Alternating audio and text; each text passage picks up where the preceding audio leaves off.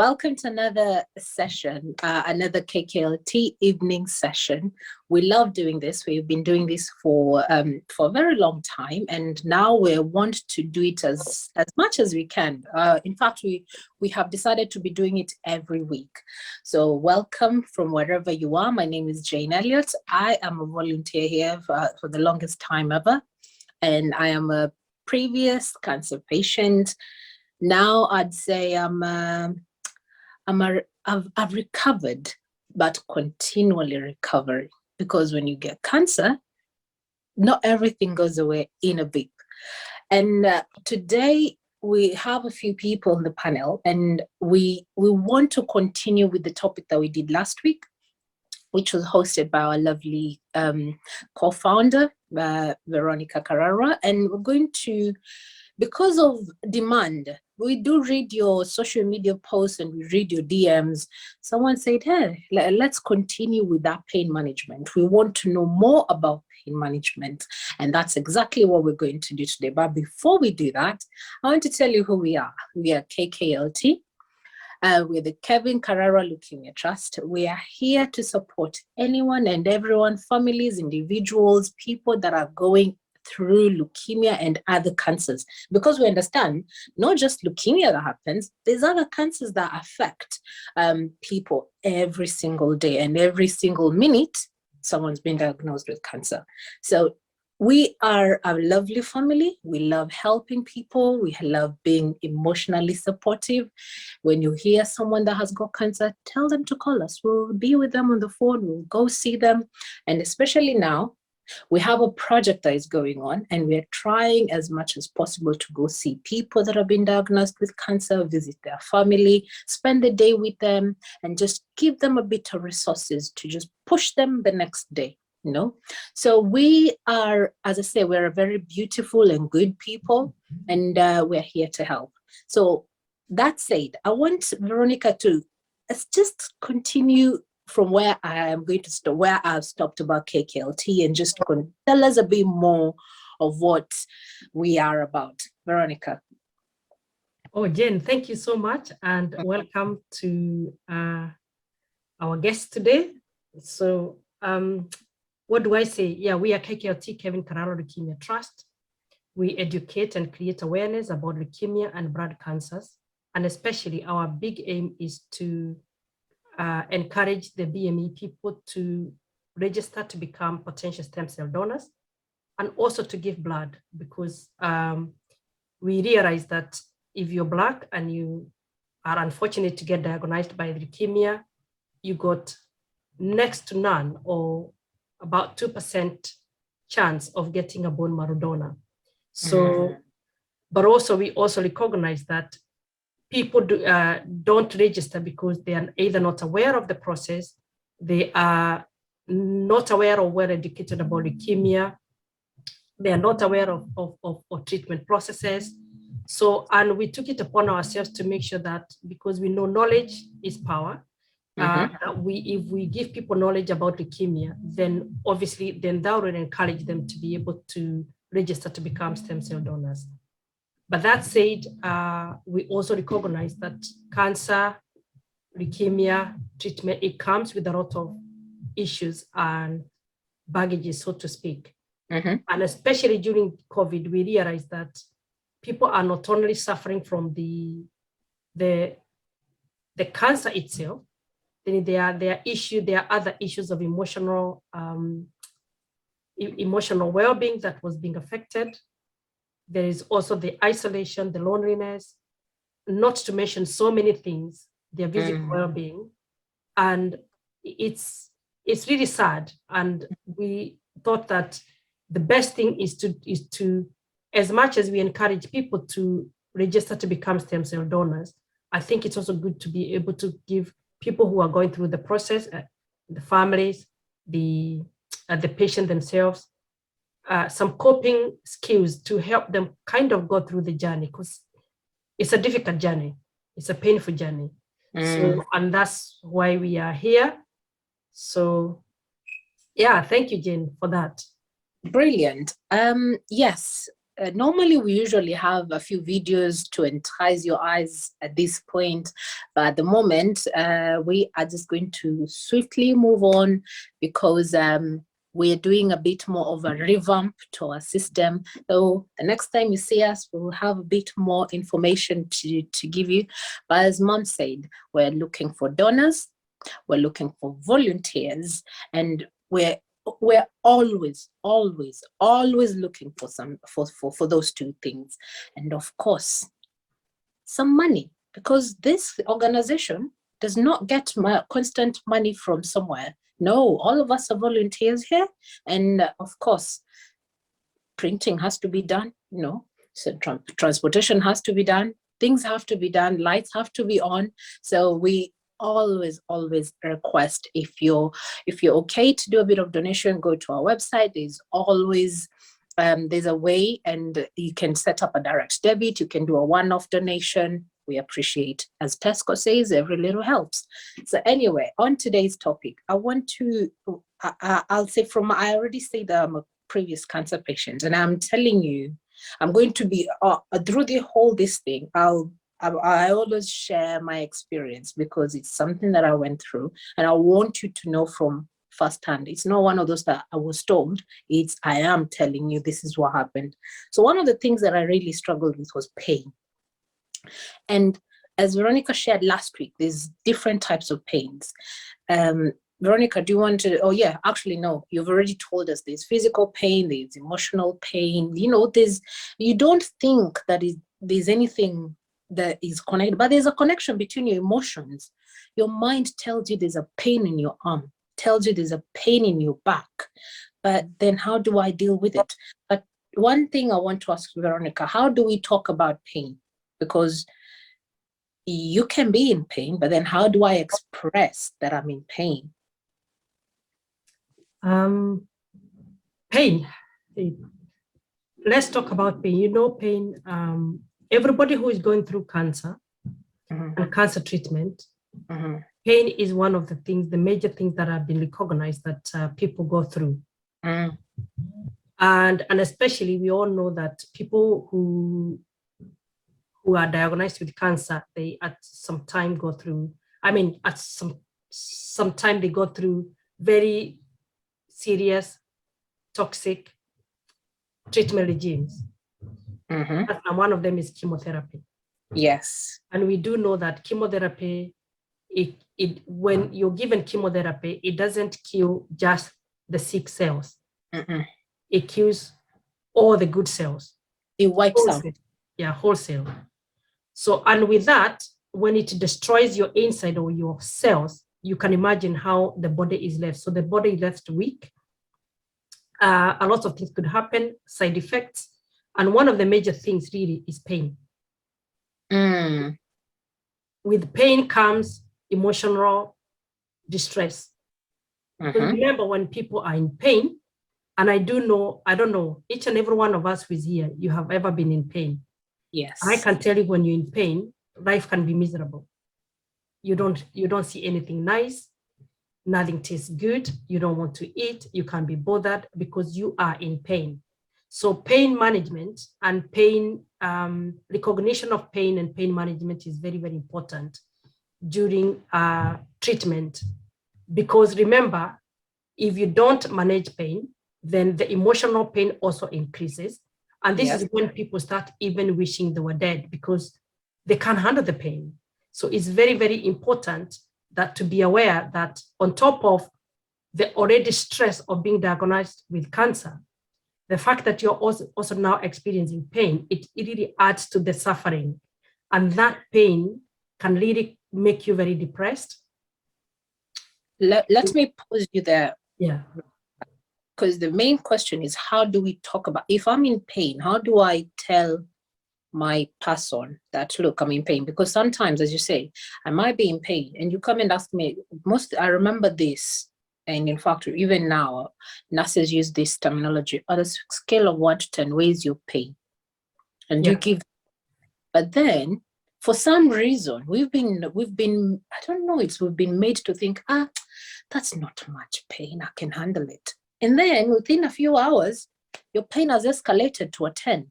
So how do I tell my person who is supposed to be there and say, but their Jane is feeling pain like this and like this.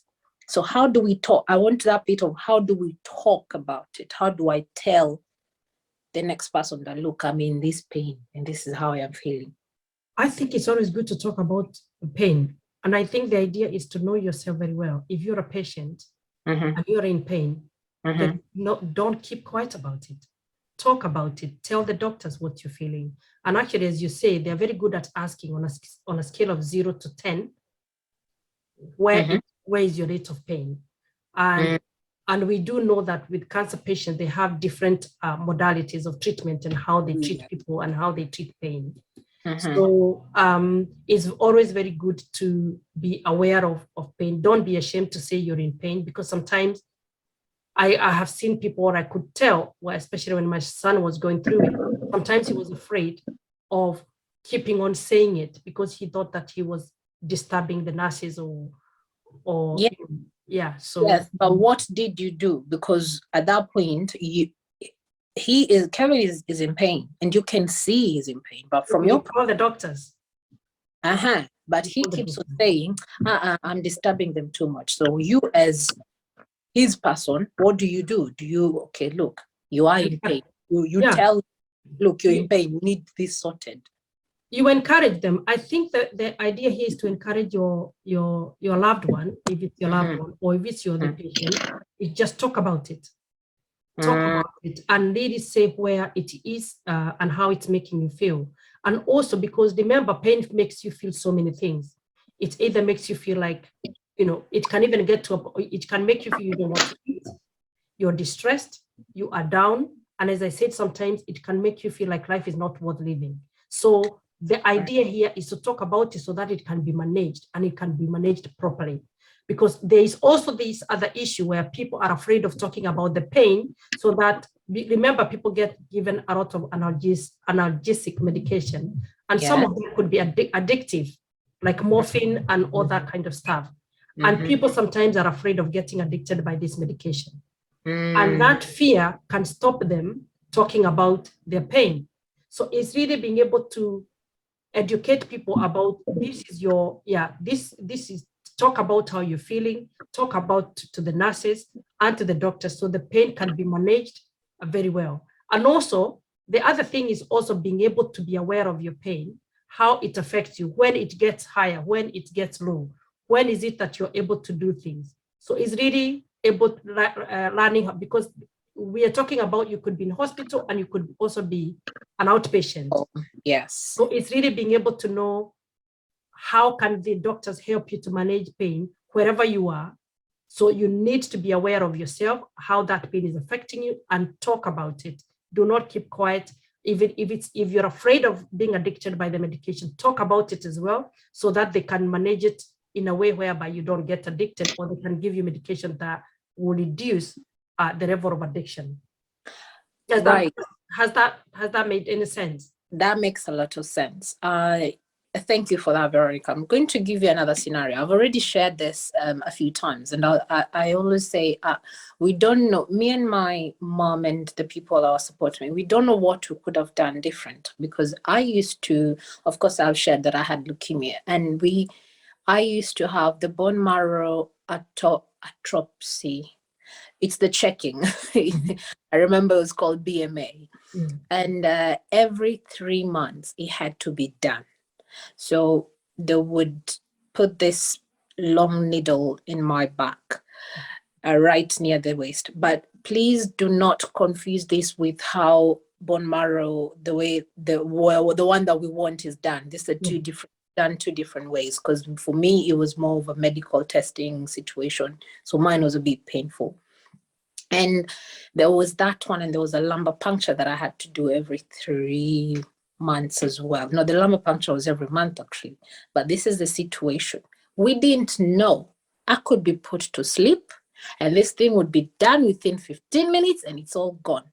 So for a whole year, I had to endure pain and feel each and every point of entry they were doing. And it was really painful. I'll not lie. It's so painful. One of the nurses actually told me, don't worry, it's less painful than childbirth. And let me tell you, when I got pregnant, I was waiting to see the difference, if that pain is the same as childbirth. But no, it is very, very painful. But this is the thing. My point is, we don't know what you could have done different. As I say, after a year, then one of the consultants says, "Oh, do you want to be put under an anesthetic?" We said, "Yes." They said, "Oh, yeah, sure. It was just done so casually. Like, why didn't you know about this?" We didn't know, because mom had said it before.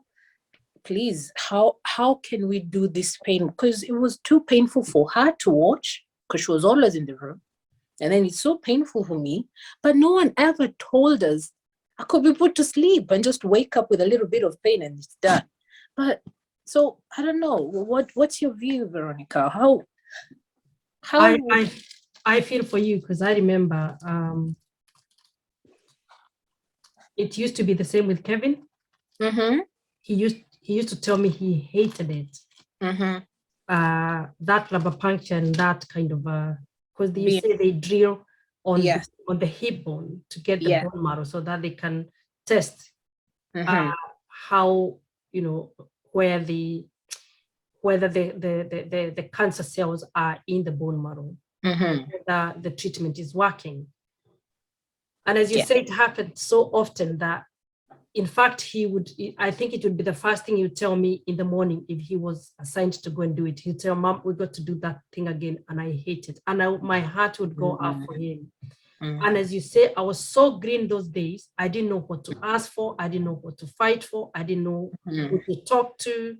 I think I was just managing my emotional distress that I never had anybody to talk to me about. Oh, sorry.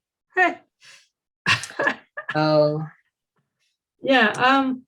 Yes, it's really hard, because, well, that's why we're sharing this information now. So if you know someone, you know a patient. Sorry, Veronica, I'm just taking you to give you a minute.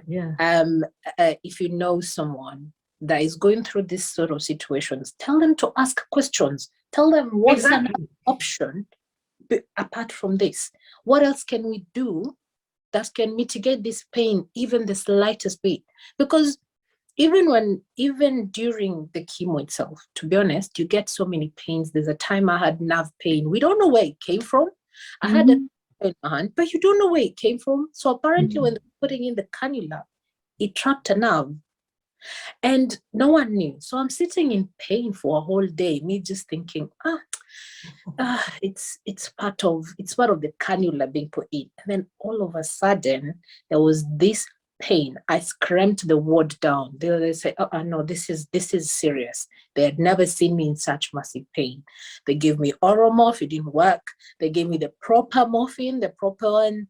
They said, "No, this is not." They had to take out the cannula. But this is what we're talking about. You need to ask questions. As much as you're in an emotional state at that point, we are here to give you this information because we've been through it.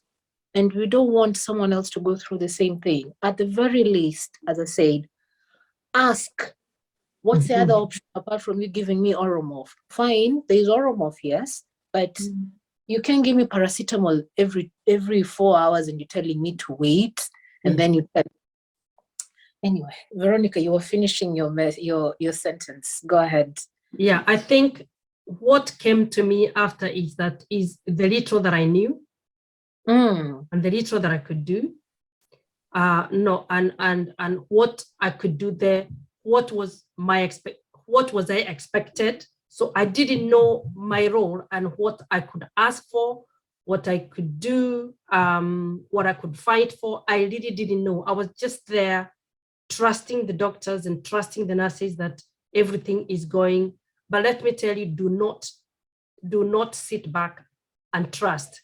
Ask questions, find out, read about. They're humans too. Yeah, but also when you read about it, don't read every other whatever. Just get a good website and read about your condition and treatment processes, so that then you are more well educated and informed, so that you can ask the right questions. Because looking back, there are so many things that I look back and I see things I could do or could have done, things I could have asked, and maybe we could have had better outcomes rather than the outcomes that we had.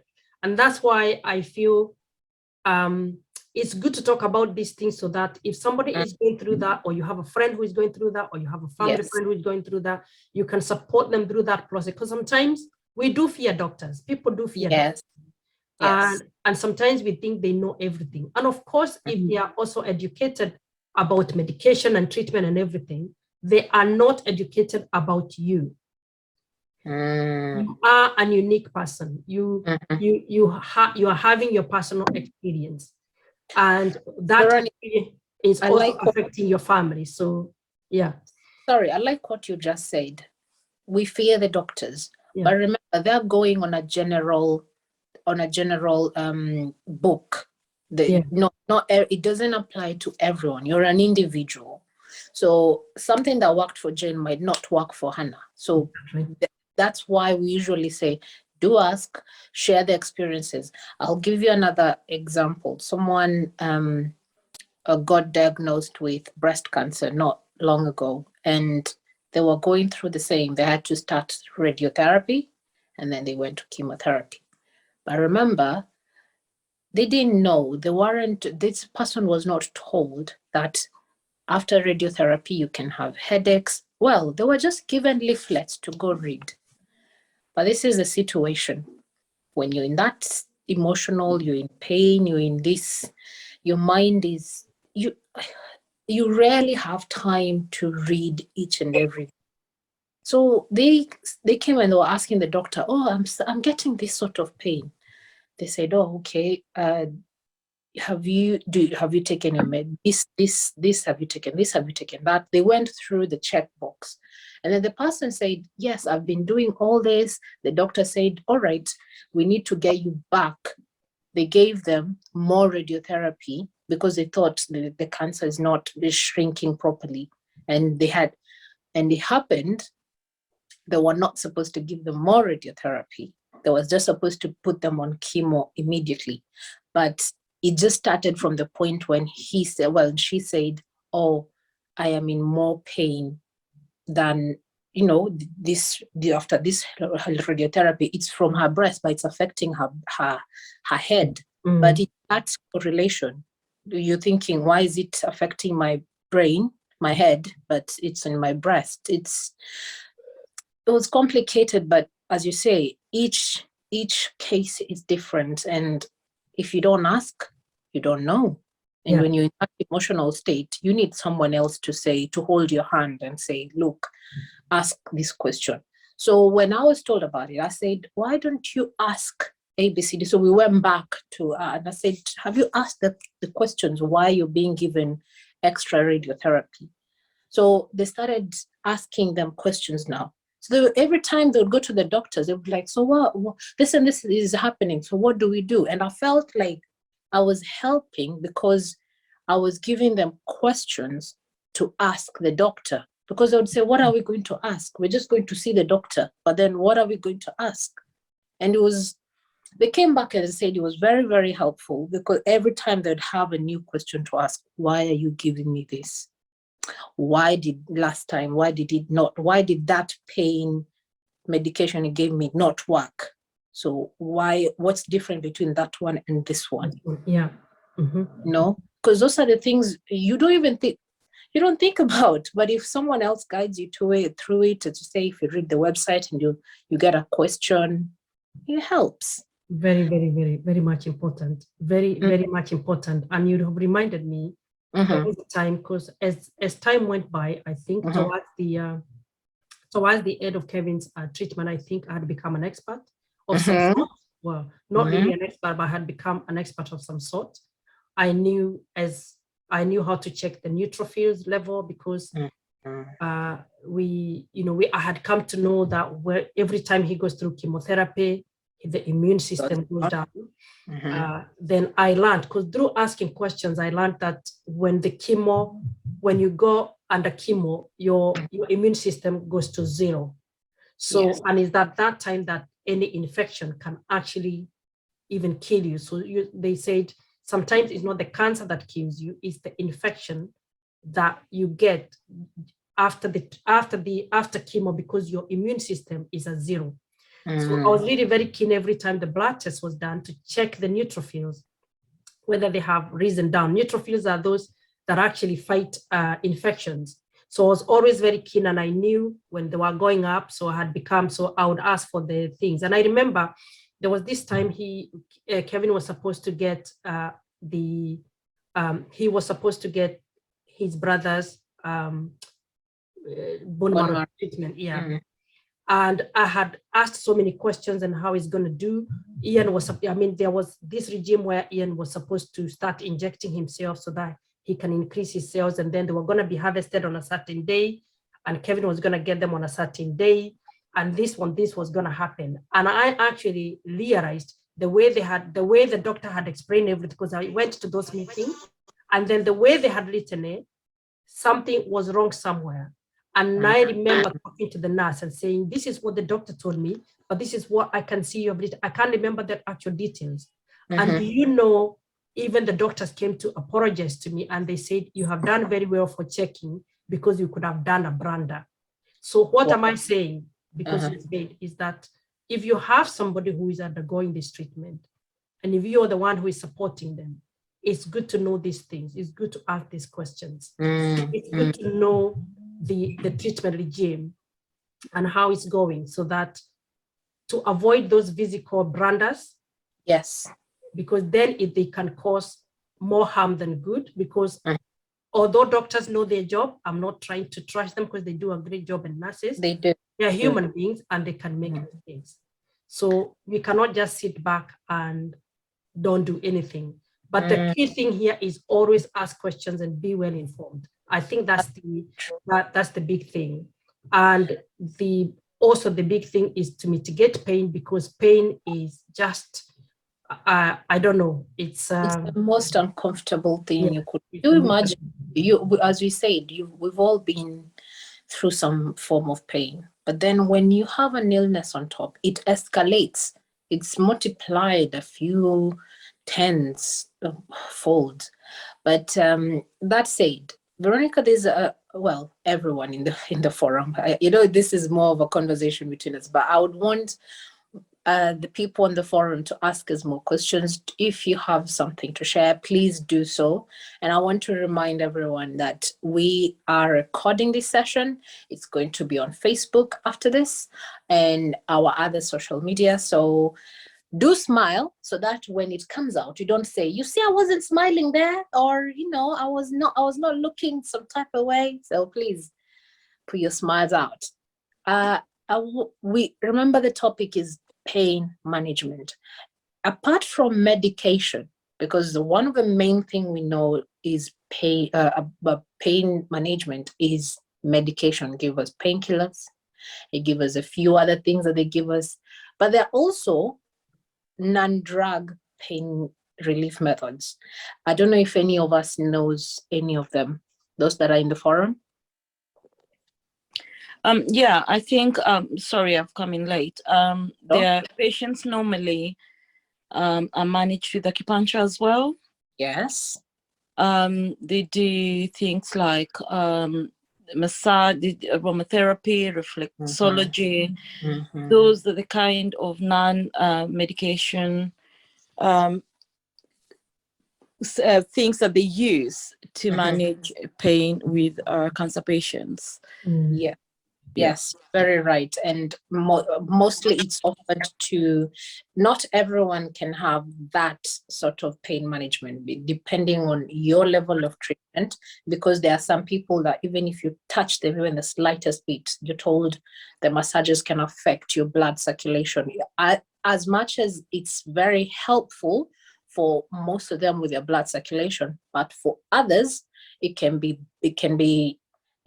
a problem more than a solution. I'll give you an example. When I started my second lot of chemo, I was told not to have massages or acupunctures because it was going to affect my circulation. I don't know how. Don't even remember why I was told that. But then they allowed me to have reflexology, but not massage anywhere else in my body. And it was very weird because they were saying if you're touched in certain spots, it can cause some sort of drainage in your body. I don't know if anyone in the forum knows this or can. Lymphedema? I don't know. I just can't remember why it was. And then I was told later on, I was like, oh yeah, now you're allowed to do it. But I'm not sure if it was related to low immunity. I'm not sure. I'm not sure why. But yeah, thanks for that. Yes, that's one other way of pain management. Anyone else with a suggestion? Not even a suggestion. Anyone else with an idea of a non-drug pain management?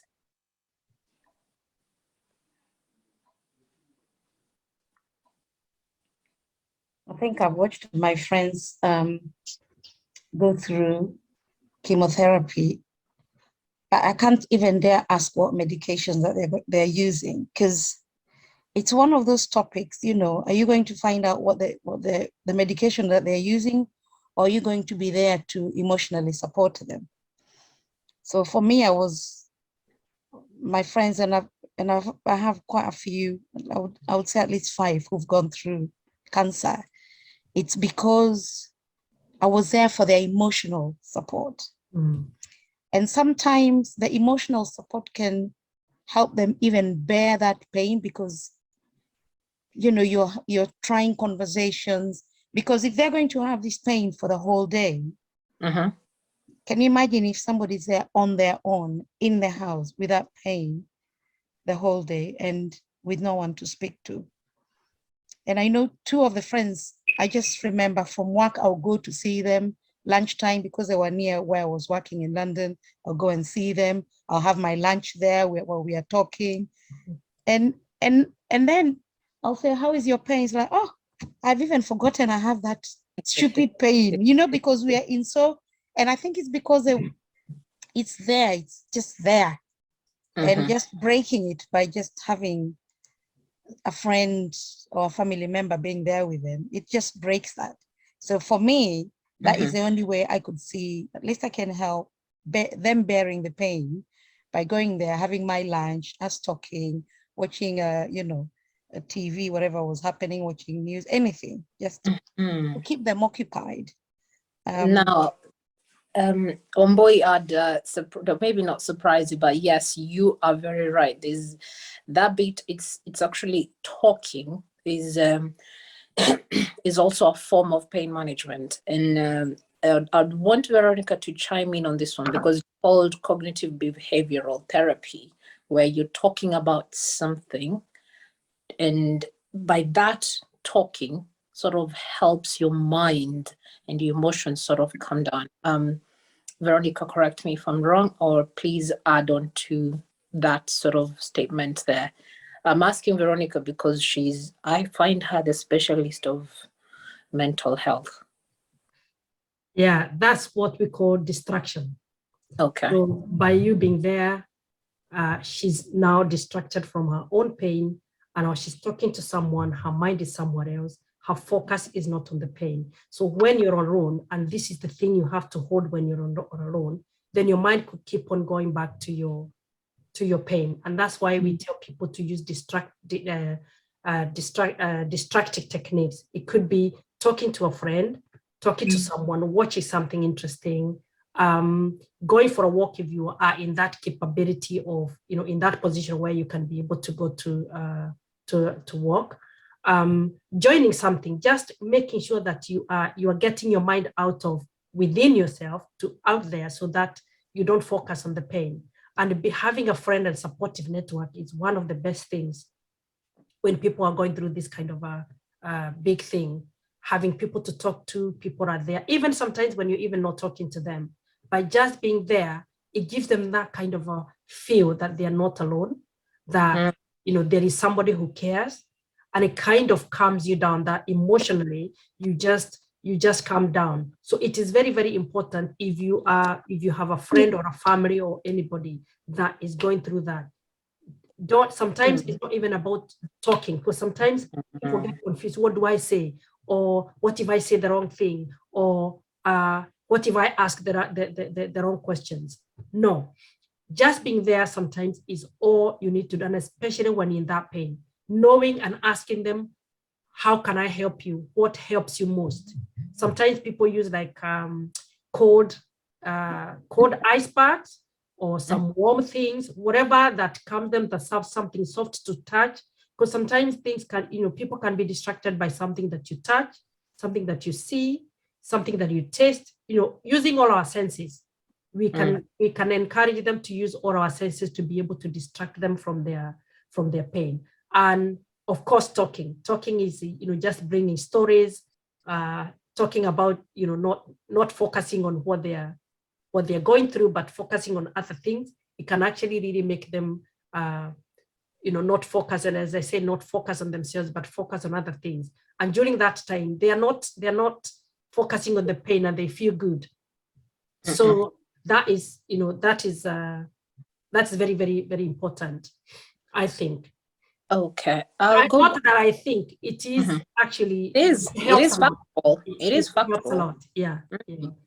I'll go back to Omboi's point of saying, well, I don't know what medication my friends used to have, or what they're on, and all I could do is be with them emotionally. One of the main ways you could do is ask them, are you okay to talk about the doctor's appointment last week? Because you just don't ask straight, what happened last time? Or how are you feeling? I guess it's getting a way of asking you, but because I find some people want to talk about their condition because they just don't want to talk to their partner about their condition, because it will hurt them more, or their pain because it will hurt them more. But if I talk to one boy who's come to see me today and say, this pain, this and this and this is happening. So if you ask the question, are you okay to talk about this? So you ask for consent. Are you okay to talk about this? Then that opens, because they might want to share. They might want to share this with someone else apart from their circle. So don't be afraid to ask, oh, what happened to that medication? Are you okay to tell me today? Maybe you're not the person they want to share it with, but just ask. They might be on a good day, and on that day, you might be the savior. You might be the person that they wanted really to rant. This pain, blah, blah, blah, because they want to keep the calm in their house with their partner or with their children. So you never know. Do ask. Yes. Oh, I'm loving this conversation. Anyone else with another comment? Yeah. Yes. Sorry, I'm new. Can you hear me? Yes, we Yes, can. we can hear you. Yeah, I'm new, but I'm the one who's got the cancer. Okay. By myself, yeah. Mm-hmm. But for me, it's third time now, Mm-hmm. breast cancer, and now it's spread to other parts. Okay. Yeah, but I just want to say about the pain. Mm-hmm. Sometimes when you do like exercise, it helps. Yeah. For me, like the way I am now, I feel pain every day. I'm in Mhm. pain every day. Mhm. I've got morphine. I've got all all those painkillers. So, paracetamol. Everything. Nurofen. Ibuprofen. I've got pharmacy myself. Understood. Yes. In my house, there's pharmacy here. Yeah. Yes. But sometimes when I do exercise, Yes. that's the way I feel. Better. I feel better. I can't say I feel okay, but that's the way I feel better. Mm. Also, sometimes exercise, it's help. That's true. Thank you. Yeah. Thanks for sharing. How are you doing so far? I'm okay. I just put everything behind, just to forget about what the doctor says, everything. That's it. So I can say I'm all right. But you Okay. know how I feel because I'm on treatment. Yeah. So Yes. You get I good days and you get bad days. bad days, good days. Like these 2 days, I was not okay. I was down. Yeah. I was on the bed. But today I wake up okay. Yeah, Yeah, that's how that's it it. happens. Yeah.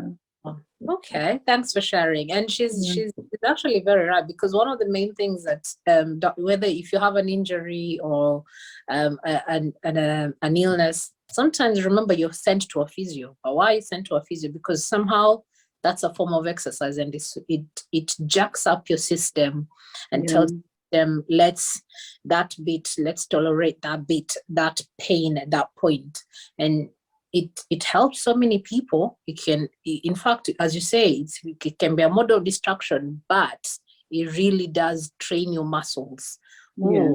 That pain that was there, it might not just be illness, it might just be muscle pain, and then it sort of heals together. And it's amazing what these bodies do. It's really, thanks for sharing that.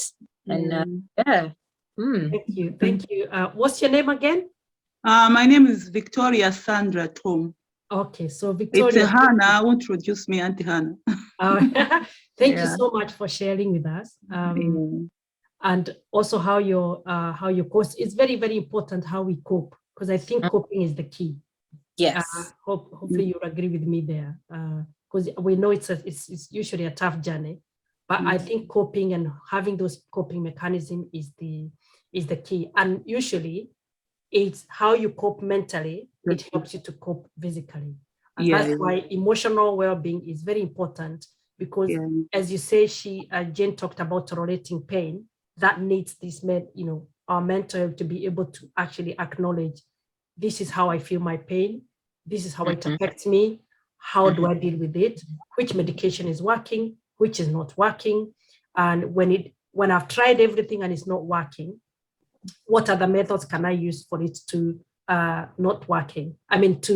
What are the methods that I can use to ease my pain? But the key thing is also that having that mental capability of knowing yourself and being able to manage that pain, so that by managing it mentally, then you're also managing it, and especially with that tolerating, because I do know when people go to pain clinic, one of the things they are taught is about tolerating pain, because sometimes you can be given all the medication, but the pain is still there. So it's always there. It's never gone. It's never gone. Yeah. So it's really getting to that place of tolerating that pain, but being able to function and doing your own thing and knowing yourself very well. So thank you so much for sharing that with us. And we do wish you all the best, and you're welcome to this program so that you can be able to share and help others. Because I think people are afraid of talking about these things. And I think the more we talk about them, the more, I think the more people get help. I wish when I was going through what I was going through, I had a forum like this where I could talk about exactly what I was going through. Mom, I'm saying. Yeah. Because I tell people I was on the verge of depression. In fact, I was depressed. It's just that because I'm a mental health practitioner, I didn't succumb to depression per se, but I could tell you I had all the signs of depression, because I was finding it so hard to cope with what I was seeing my son go through. When you see your child change from one thing to the other, loss of hair, loss of weight, everything changes. It really affects you so bad, and you don't have the power. You don't know what to do. You want things to happen for him, but you are limited in what you can do. Yes. Living with that fear and the uncertainty and everything, it really kept me in a place where I felt like sometimes I just wanted to run away. To run away from it all. And I wish at that point I had somebody to talk to me, somebody who had gone through it and tell me what to expect, even if not what to expect, at least to share what they have gone through, so that I could feel, girl, you're not the only one. It's to validate. I think what I would have probably be looking for is somebody to validate what I was going through, and for me to feel, you know what, this is what happens, or somebody else has walked the path and they could probably direct me a little bit. So thank you so much, Sandra. Thank you. Yeah. Thank you. I don't know if anyone else has a comment on pain management, how you've seen people deal with the pain. I'd like to ask a question. So if morphine doesn't, is morphine like the limit of what you can get, the morphine? So if morphine does work, what happens? Or if I think we have Jane here, who is a cancer specialist, who can really help us. I was just going to come in actually on that. The thing is, pain is very, very complex. And when you get pain, you're referred to the pain specialist. And most of the cancer hospitals or cancer departments have got pain specialists. And they go through various things and techniques. Somebody can mute. So they go through various drugs, and there is, when it comes to pain, you start with things like paracetamol, then you go to ibuprofen, then you go, the tramadol, there's a ladder. And this is what they do. And that is why they incorporate things like morphine, there's things like oxycodone, there's even things like the pump that they give you so that you can get boluses at certain times. So it's not only morphine. There's loads. They have got variety, and you'll be surprised at what they can do. And I don't know whether most probably I need to go back to that point of like you have to tolerate pain, because I don't think anyone is meant to suffer in pain, or anyone is meant to experience pain without getting help, because there's help out there, regardless whether it's nerve pain or whether, because, when it comes to cancer, pain is caused by so many things. You can have pain that is caused by the tumor itself, that most probably it's pressing on something. And, most probably they give you a fraction of radiotherapy, and that most probably eases the pain. So I think, it's not all morphine. There's so many things that they can do. They can even involve people like occupational therapists in these kind of situations. I don't know whether I've answered your question, Hannah.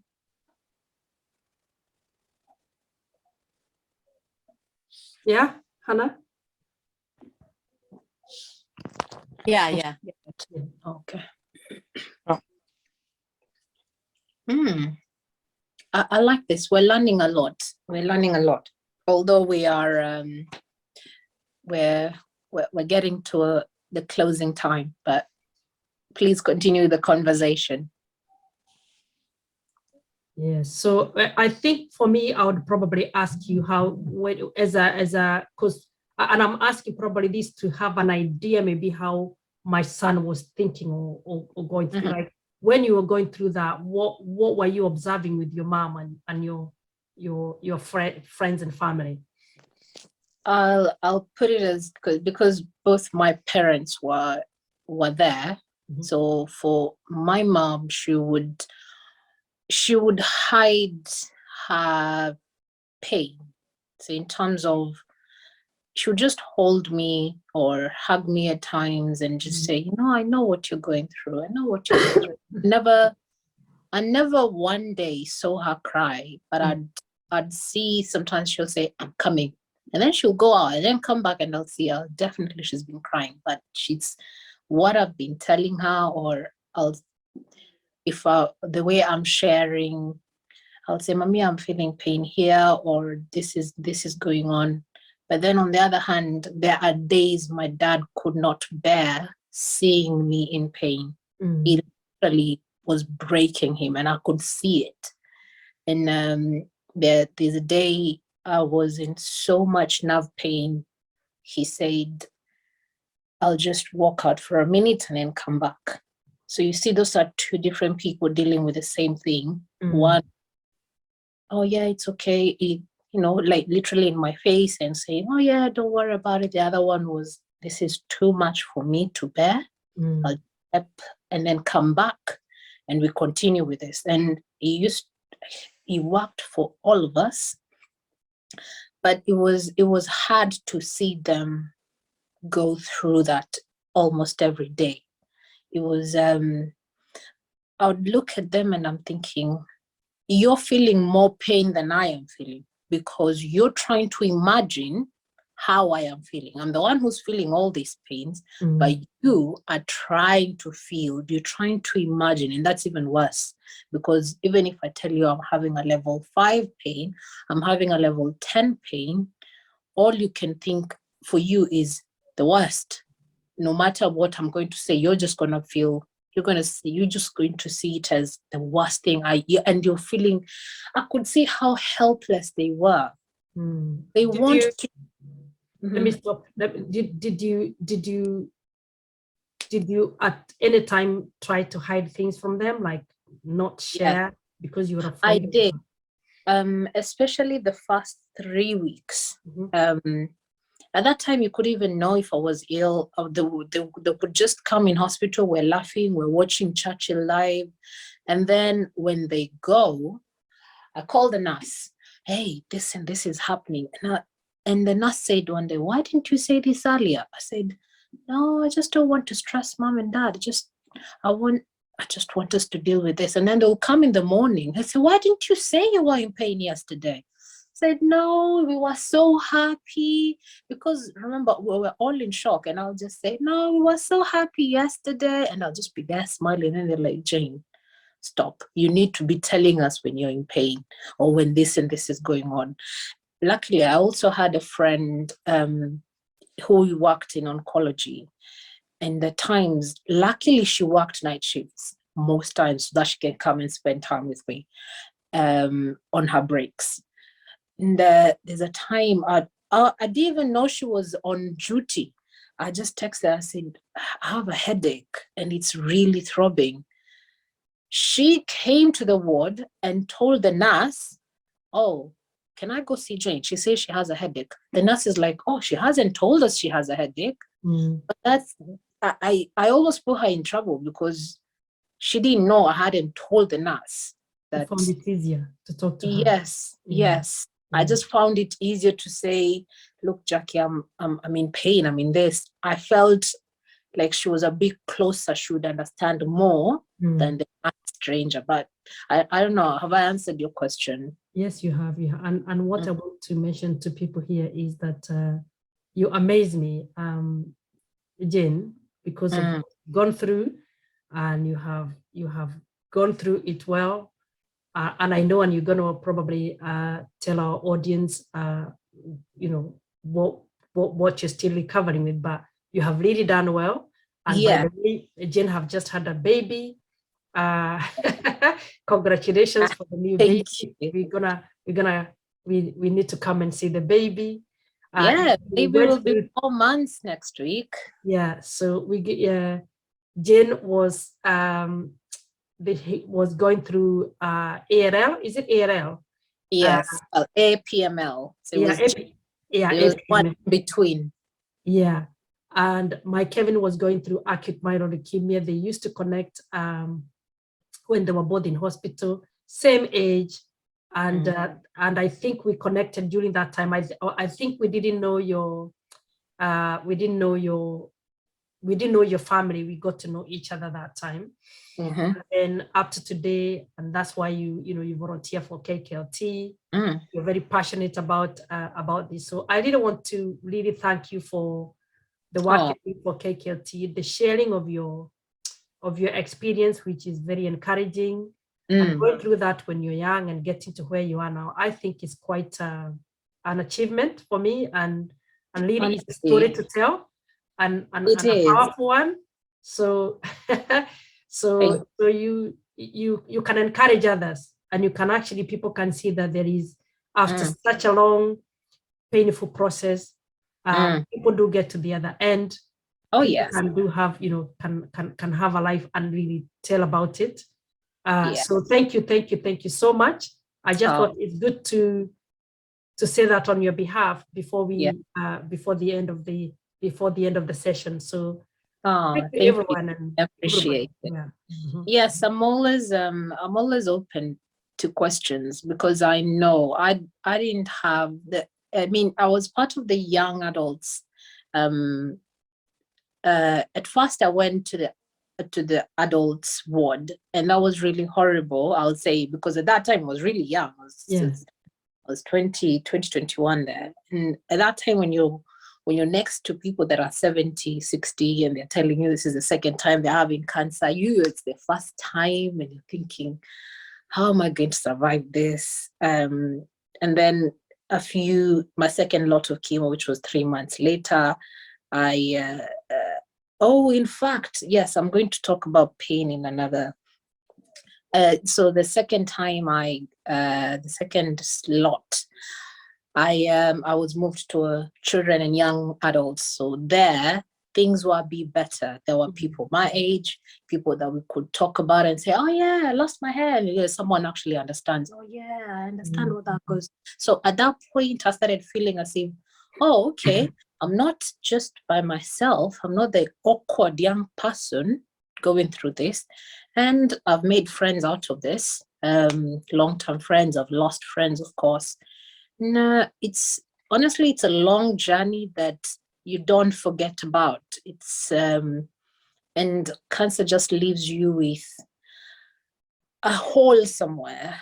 And the side effects, of course, you always remember. You look at yourself, you've got a scar here, you've got side effects. So for some of you that know, I lost my vision through chemo. That was one of the things. I'm going to talk about pain. I was supposed, let me talk about my medication. I was supposed to be on, when they asked me the first time, they said, do you want chemo or do you want a trial version that we're doing called Atra? And I said, oh yeah, I want Atra because I know how chemo has done to people. I said, oh, I want the Atra one. And they said, oh, okay, that's fine. They went, discussed, and then they came back and said, oh, sorry, Jane. We have Atra, but it's in the US, and we need to start you on chemo now because I was really critically ill. And we had no option. I had to go on chemo, and I had to go on chemo. And when I went on this chemo, the trial was called Arsenic, yes, which I eventually went on anyway. So I was put on chemotherapy, don't remember the terms, and I was put on another one called Atra. So this Atra, I was supposed to have it 12 tablets a day for a month, but I ended up having 12 tablets a day for 3 months. So it was more than this overdose bit caused so much pain. And part of the pain, I kept on complaining, and I'd say, I can't see very well, and I'm getting too many headaches. But they kept on saying, oh, it's part of chemo, it's part of chemo. And eventually, all this time I'm saying about pain, it ended up, I just went blind one day, and they didn't know what to do. Everyone was in panic mode, including me. I'm thinking, this is worse than being told I have chemotherapy, I have cancer. So now, all this time I've been complaining about pain, about all this. Remember, I was supposed to have only these 12 in 1 month. And then the next month I was supposed to have 8. Then the next month I was supposed to have 4. But I ended up having 12 all the way. We don't know what happened. It's a story, I'll cut it there. So because sometimes just causes too much emotions. Yeah. But I usually say, if you feel something, I'll tell you, Sandra, now, if you feel something, please say, because it causes more, if you don't talk, it causes more damage that later on you're thinking, I should have said it, because Mom insisted on, there's a time, because the blindness is 2 things. It was the Atra, and also I had a blood clot in my brain. They just, it was, I wouldn't say I don't know what to say, it's negligence, but Mom kept on complaining and saying, oh yes, she's been complaining of headaches. And it's true, I would get these headaches that I can't even tell you. It's throbbing, it's not, it's pressure, it's on this side, it's coming on. But all they could give me, as Jane was saying, they had to follow the pain management system. One time they gave me paracetamol, the next minute I'm like, I'm still in pain. How do I manage all this pain? But there's something else behind, but you're not looking into it. So I'll still insist, if you know your friends, your family, if you feel something is off, please say, please just tell them again and again and again, because it might be an underlying issue that you don't know about. Anyway. That is powerful. That is so helpful. That is so helpful. And we got one boy hands up. And yeah, I would say that even when you go to your GP, if you hear something, you know yourself better, insist. Don't be brushed off, because you know yourself. And I think that's a very clear, I mean, it's a classic one. Yeah. So, and thank you so much for sharing that. One boy. Yeah, hi, Jane. Gosh, just thank you so much for sharing your journey. I think so many will be encouraged. And congratulations with your beautiful baby. Yes. We are still to meet, and just that's so, God bless you for sharing your journey and being so open about it. And I'm listening to you and thinking, oh my gosh, why did I have friends that did not want to talk about it? Because I think the problem I found is that I had these friends, and it's funny that one of them, when I think about it, the same way you're feeling the emotions of you suffering cancer, I have the emotions of what she went through, and I was there on my own. And the same effect, even now, the effect is still there for me, the emotional effect, where I just want to shed a tear when I think what she went through. But I think it is the fact that she did not want, well, two of them did not want anybody to know about it. So it was me and them supporting them. That's hard though. And that was hard. And now my question is, how do we bring awareness for cancer patients to actually be open and talk about it? It's an illness. We are so quick to talk about COVID, which at some point, I know it was almost hush, people didn't want to talk about it. But now people are having cancer, COVID, and they're talking about it openly. But it is just that encouraging, because I understand they don't want to talk about it because people will go and see them. But maybe if we can tell, if people can know that they are going through what they're going, even the text messages, I'm sure that will encourage them to know that they're not on their own. I really suffered because of my friend. I'll tell you one thing. You see, the way I'm telling you this story, my mom will give you another version of the story, because she's in the same position as you are. And I found that, you remember when I was saying the question was, are you okay to talk about this today? So if you continue encouraging the person, how are you feeling today? Do you want to talk? How do you want to talk about this today? Or, oh, I know someone, like, for example, honestly, honest to God, the way me and Veronica met, or the way our families were connected by someone else. It was, oh, there's this other family going through ABCD. Oh, it would be nice for you to connect with this person. Now, it becomes, oh, this cancer patient and this cancer patient, you bring them together, then they can talk about it. If it's just them openly talking, sometimes it can be difficult. Some people don't, as you say, they don't want to share because they know, for a matter of fact, honest to God, they'll be like, you don't understand. This is how people feel. You don't understand what I'm going through. But if I talk to someone else who's going exactly what I'm going through. So for instance, my mom and Veronica connected on that level. It's, oh, our children are going through this. How are you doing this? How is this going on? So there's that sort of, you have to find a balance of, this person is going through this person is going, even now, you know, when we get these calls from people, they listen to us more because we have gone through it. And when they say, oh, I am going through this pain, I'll be saying, yes, was it on your leg? And did someone, yes, oh, you understand. And that's how they start opening up. So just don't go, oh, why are they not sharing? It's because they've not found a platform good enough for them to open up. So I really pray they can find this platform, because I can just see how many can can be encouraged, and just to see Victoria and Victoria sharing her story, you know, it's good, and it just I mean, for me now, I understand about what a cancer patient goes through than I've ever had for these 3 sessions that we've had, and knowing Veronica. But even now, just talking about it on these sessions, you're opening up, you're expanding even on the medication, you're expanding the emotional, the mental side of it, and how to deal with it. So you're really encouraging, and I'm hoping that we can share this video and many more to be encouraged. And I'll be sharing it with those friends actually, and say, look, this is a platform. Can you please encourage others like these ladies here? They're encouraging others to talk about it. So this is a good way of us actually bringing more to talk about it.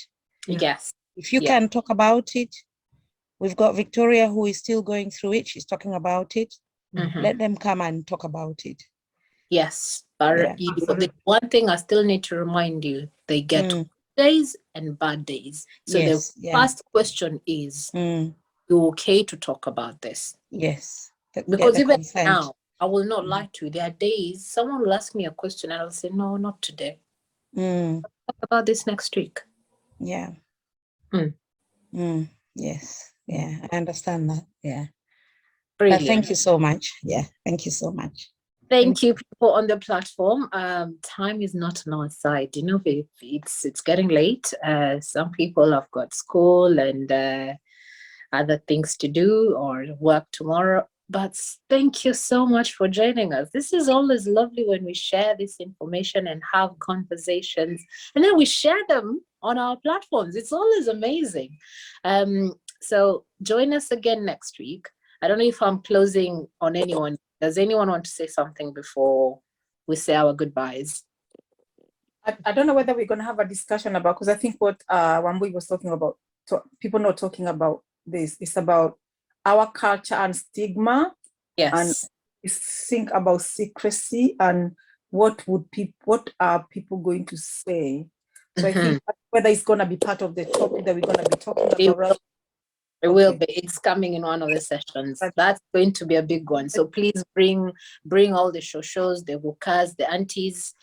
Yes, for us to talk about it, because it's a major topic. We spoke about it in terms of mental health last year. If some of you remember, we spoke about stigma in terms of mental health, but now we're going to talk about stigma in terms of cancer itself. Yeah. Yeah. Thank you. Thank you so much. Thanks. Can I say something? Yes. Sorry. Yes. I know I came late. I should have been here earlier on, but unfortunately I work very odd hours. I finish work at 7 and sometimes I get delayed at work. Now, I'm just going to say something about disparity in health. And I think this is something we need to think about, because at the end of the day, being as a Black person, and when it comes to Black person and cancer treatment, it is on a different level. And I think it's not because, and it is something that has been proven, and it is something that has been debated on. And I think this is something that we need to educate ourselves on as well. And when you say that people need to ask questions, these are the kind of things that we need to hear. It is so, you know, I can give you 100 stories of that I've seen, people who come into clinics and are getting a diagnosis, and you know, the things they come up with, oh, no, I cannot have chemotherapy. Why? Because they just don't want it. And because I think, you know, it's going to do ABCD. And it goes back to the whole thing about myths and in our culture, you know, people thinking that if I'm operated on, it's going to spread everywhere. If this is done to me, if it is cut out, this is going to go everywhere. And then the other thing as well, I'm trying to be very, very quick. It's regarding things like, you know, me as the person who is trying to support somebody who has got cancer. Yeah. And I think what we need to do, I know that it is so difficult when somebody's going through the modalities of treatment, but we need as well to think that to be that person that accompanies these people to their appointments. Because I'm not going to lie to you. You come here, you have had a diagnosis of breast cancer, you're being told you're going to, you know, this is let's say you've got a triple negative breast cancer, you're going to go through systemic treatment, you're going to go through local treatment, you're going to go through radiotherapy, you're going to go through all this. And at that moment, you don't know what to do, you know. So I think it is as most probably as, you know, if you're not affected, and I'm not saying this because nobody goes to a supermarket and chooses and says, I'm going to have this. I always tell people that. And I always tell people from Black and ethnic minority, because some of them will be like, oh, I don't want my friends to know. I don't want my cousins. I don't want so-and-so to know. I don't even want my work colleagues to know. And I'm just in the mode of like, you never went anywhere and chose this disease. Anyone can get it. It can affect everyone. And I think when we get to that point of telling that person, you know, you're my friend, and I understand you don't want people knowing, but I have never seen somebody who has known that you have got a disease and they have decided to, you know, be a part of their conversations in the evening. But there's always that fear. And I don't know whether it is a fear that stems from our parents or grandparents, I don't know. On the other thing as well, you know, when we come to, the other thing I wanted to point out was about pain. You know, if you're going through pain, and we say there are different treatment modalities for pain, people need to recognize that there's even, sometimes you need to go to a hospice. Yeah. And when you go to a hospice, we all think that when you're going to a hospice, you're going to a hospice to die. Hospices are very good in pain control. So if, you know, you go to the doctors and they tell you, or if you hear of your family, your friends, and they say, no, now, you know what we need to do? We need to admit you for a couple of days for pain, you know. And I think, you know, we need to encourage them and say, you know, it's not that anything is going to happen to you, you're just being admitted because they want to try and control your pain. And I'm going to end there. Thank you so much, Jane. Honestly, I wish we had this. Honestly, I think would have been so much ahead, because we had a nurse who would just check in with mom, but it was more for mental check-in and just say, oh, this and this is, but no one really. I look back, honestly, as Veronica saying, I really wish we had this. But now we do. So we are here to help the people. Yeah. Anyway. Yeah. I would say the same thing. I wish, Jane, that we had somebody, you know, like you, who would really, because you need somebody to hold your hand. And I always tell people that we knew towards the end the status of bone marrow transplant or bone marrow matches, because if we knew from the word go, if we had somebody to tell us what we needed to do, we could have started earlier. But we came to know towards the end when there was no time. This is when you're being presented with the stack figures, and then you're thinking, what are my hopes here? What do I need to do? And we needed this information. We needed somebody. And I always say I thank ACLT, because if it was not for the ACLT, I wouldn't have had a clue what we were required to do, what we needed to do, what we could have done.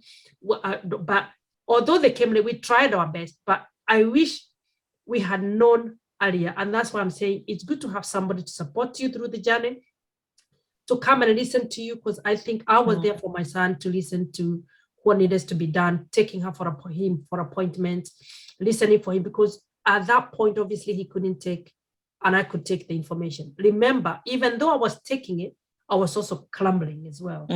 So I think sometimes it's good to have somebody who is kind of neutral, who can actually be able to go with you, who can be able to assimilate or get those things through and explain later, so that you can be able to find the journey a little bit, you know, manageable.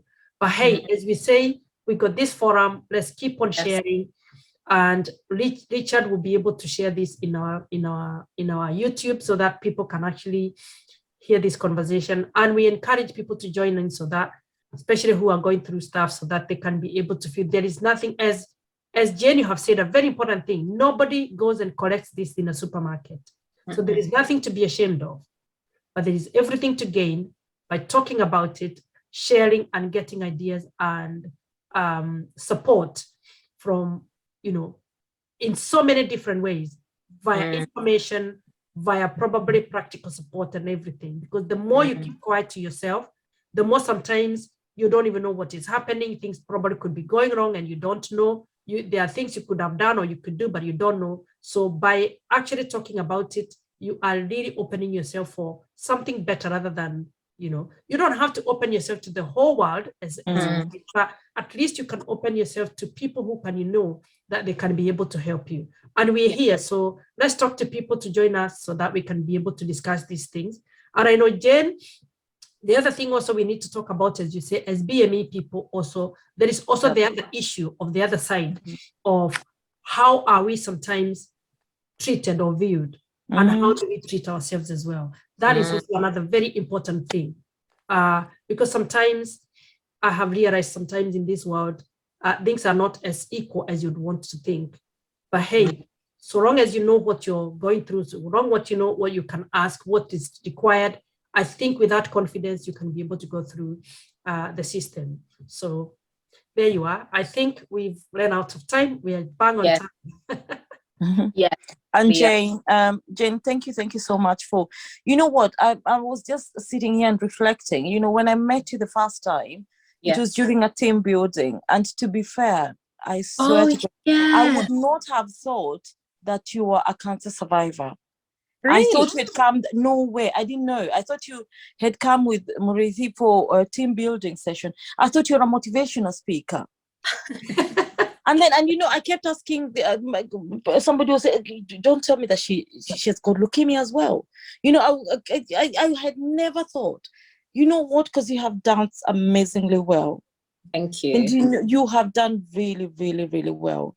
Thank you. You know, I know it's a tough journey, but you know what? You're a survivor.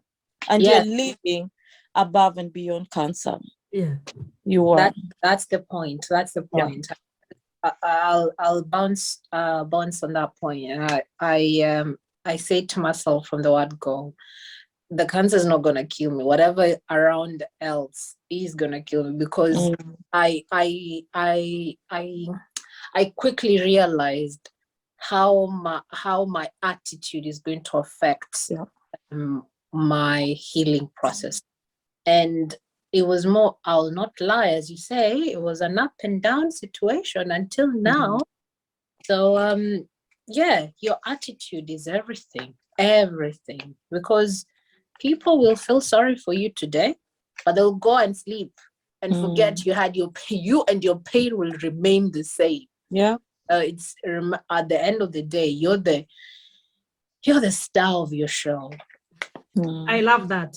I love that, Jane. I love that. And I think we need to have a session about the attitude we bring to our conditions. So that is another mental health thing, that the attitude we bring to every situation is so important. If you bring a negative attitude, then healing becomes a problem. But when you bring a positive attitude, healing happens. So that is another thing we need to be able to be discussing about the attitude. Thank you so much for that. Brilliant. Thanks, Jane, for that. We have come to the end of our session today, and it's been amazing. It's been an eye-opener for some of us, if not all of us, and we would want you to join us again next time. I don't even know what to say apart from saying thank you. And when you're ready, please let yourself out. It's like a door. Please open the door, let yourself out, and we'll say bye-bye. Bye. Thank you. Bye. Bye. Bye. Bye. Thank you. Bye. Thank you. Bye. God bless. Thank you. Wow. Stop recording. Yeah. How do I stop recording? Gosh. Hey, Mom. I can't even see the recording thing, man. You have to go on the settings. Pause recording, yeah? No, not pause. Stop. What is it?